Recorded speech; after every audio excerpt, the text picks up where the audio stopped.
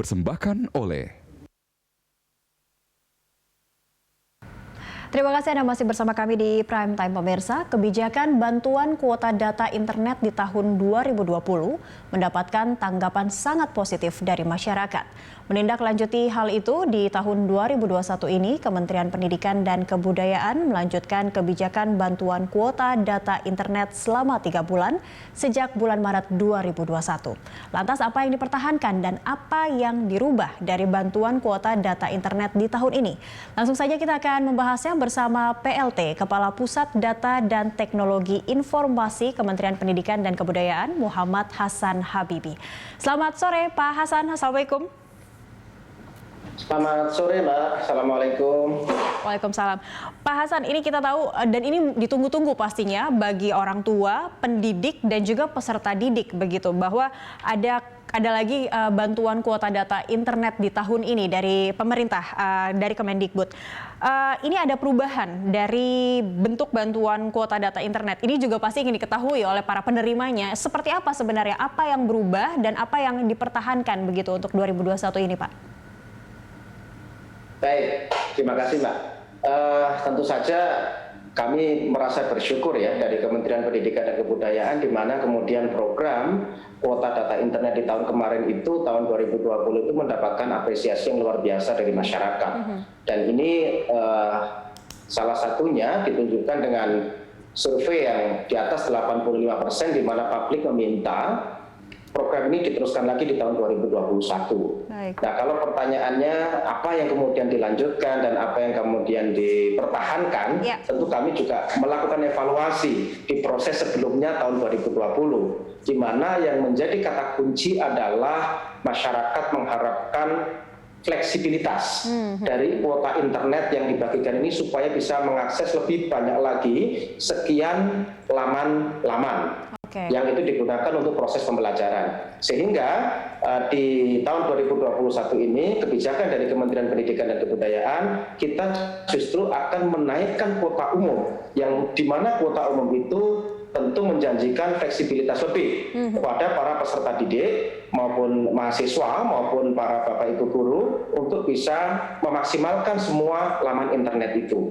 Nah, kemudian yang kedua, kami mengurangi atau meniadakan kuota belajar yang kemarin di tahun 2020 itu menjadi salah satu opsi, sehingga tahun 2021 ini yang ada adalah bantuan kuota internetnya semuanya kuota umum, lebih fleksibel, dan tentu kuota umum ini lebih besar daripada kuota umum yang kemarin, sehingga diharapkan para peserta didik, bapak ibu guru semua lebih maksimal dalam mengeksplorasi sumber-sumber bahan belajar pada saat mereka memanfaatkan kuota tersebut. Oke, baik. Itu yang perlu digarisbawahi bagi para penerima bantuan paket data ini adalah meskipun kuotanya berkurang, tapi kuota umumnya sebenarnya mengalami penambahan begitu ya Pak ya, baik dari usia PAUD sampai PAUD, SD, SMP, SMA. Para guru, pendidik dan juga mahasiswa hingga dosen begitu ya. Dan semua akses atau all network ini lebih fleksibel, lebih terbuka bagi para pengguna data begitu. Tapi kalau kita berdasarkan memberikan bantuan kuota ini di 2021 ini sebenarnya berangkat dari keberhasilan di 2020, bahwa publik memang minta dilakukan lagi dan ini merasa terbantu. Ada tidak sebenarnya informasi atau sebenarnya ada keluhan juga tidak yang diterima oleh Kemendikbud begitu, bahwa paket data ini ternyata tidak semuanya menerima atau ada hambatan dalam penerimaannya hingga sejauh ini, Pak? Dari evaluasi yang kami lakukan ya di tahun 2020, ada beberapa statistik yang menarik untuk dibaca, bahwa beberapa nomor memang kemudian tidak berhasil diinjek ke nomor-nomor seluler ya yang dimiliki oleh para peserta didik, entah karena satu dan lain hal. Nah, oleh karenanya kami memastikan betul kepada para pihak sekolah, terutama operator, kepala sekolah maupun operator yang ada di perguruan tinggi, untuk memastikan sekali lagi kebenaran informasi yang diberikan kepada kami terkait nomor-nomor peserta didik yang diusulkan, sehingga kemudian tingkat keberhasilan injeksinya lebih maksimal lagi. Dan yang kedua Mbak, yang perlu kami sampaikan ya pada kesempatan sore hari ini, kita semua sama-sama sadar bahwa kuota ini hari ini menjadi sebuah kebutuhan pokok Iya, di luar nyawa sandang begitu, pangan Pak. papan. Baik. Iya, karena praktis semua aktivitas kita hari ini sangat tergantung dengan internet kan gitu. Iya. Sehingga inilah yang kemudian dirasa penting oleh Kementerian Pendidikan dan Kebudayaan bagaimana memfasilitasi kebutuhan pokok selama proses belajar mengajar ini di tahun 2021 selama kurang lebih 3 bulan ke depan. Nah, bagaimana dengan daerah-daerah Iya. yang kemudian tentu saja terjadi ketidakmerataan infrastruktur kan gitu ya. Betul. Di Indonesia kan kita sama-sama paham Datanya masih ada dapat, tapi daerah-daerah jaringannya mungkin lemah. Jadi sama saja begitu, punya paket data yang maksimal tapi jaringannya lemah, tidak sinkron begitu kan, Pak? Nah, di sini kami bekerja sama dengan Kementerian Kominfo. Baik. Dengan Kementerian Kominfo untuk kemudian mengakselerasi sekolah-sekolah tersebut dengan koneksi internet VISAT. Yang itu di Kominfo ada unit di sana yang namanya Bakti. Kami selalu berkoordinasi dengan Bakti. Tolong dong titik-titik yang berada di luar sinyal operator seluler itu diberikan penetrasi lebih, sehingga kemudian tidak tertinggal mereka oleh daerah-daerah yang lain pada saat menggunakan akses internet untuk pembelajaran. Oke, jangan sampai yang diharapkan paket datanya ini justru itu yang tidak sampai begitu kepada khususnya para pendidik begitu kan, karena bergantung pada infrastruktur yang mungkin belum merata di daerah-daerah lain. Baik, Pak Hasan, ini kalau kita melihat dari penerimaan di 2020 begitu, ada hal tidak yang berubah juga begitu selain dari jumlah kuotanya dan juga all network yang terbuka, ada hal yang bisa dimaksimalkan oleh para pengguna atau penerima paket data, hal yang lain begitu, Pak?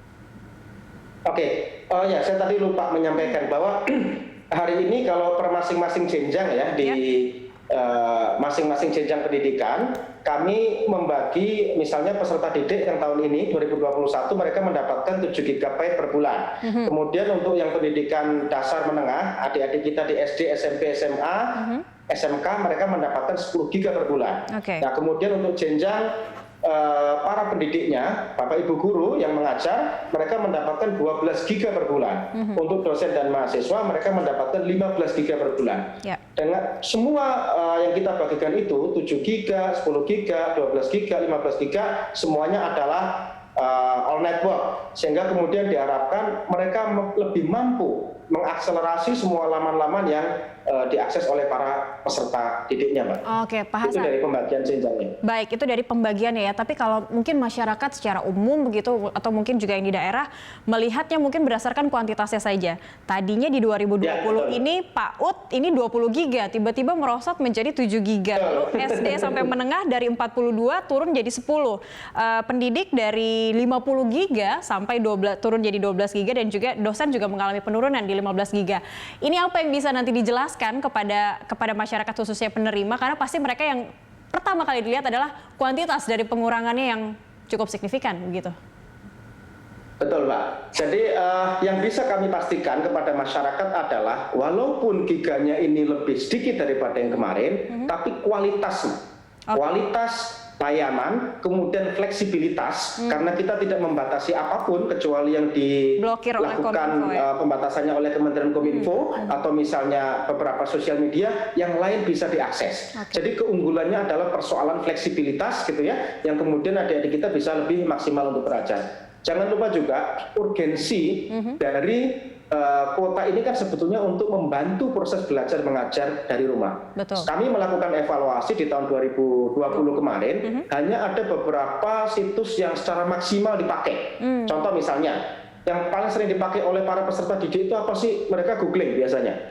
Mereka googling, mencari informasi, kemudian jurnal, segala macam gitu ya. Kemudian yang kedua, mereka mencari media-media pembelajaran yang basisnya video. Rata-rata mereka nyarinya di YouTube. Nah, kemudian yang ketiga, untuk kebutuhan komunikasi, social messaging. Misalnya penggunaan WhatsApp, Telegram, Sinyal, apapun social messaging yang dipakai. Kemudian yang keempat, biasanya penggunaan virtual meeting, semacam Zoom, Webex, Google Meet, dan lain-lain. Nah, semua tadi yang menjadi kebutuhan pokok dari para peserta didik, pendidik, pengajar, dosen, mahasiswa, semua hari ini bebas digunakan di kuota Allnet ini. Kalau di kuota belajar yang kemarin, memang jumlahnya besar, tapi kita memberikan pembatasan hanya di beberapa situs-situs yang bisa dimaksimalkan. Sekarang tidak ada pembatasan, yang ada adalah yang dikecualikan. Nah, yang dikecualikan inilah yang tentu saja situs-situs yang negatif maupun sosial media media yang dalam persepsi kita itu mungkin tidak seberapa besar menunjang proses belajar mengajar adik-adik kita di sekolah. Baik, fleksibel dan kualitas serta pasti yang harus ditambahkan lagi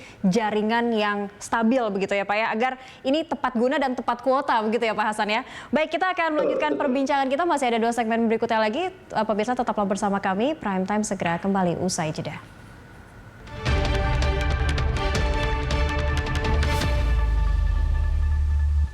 Dipersembahkan oleh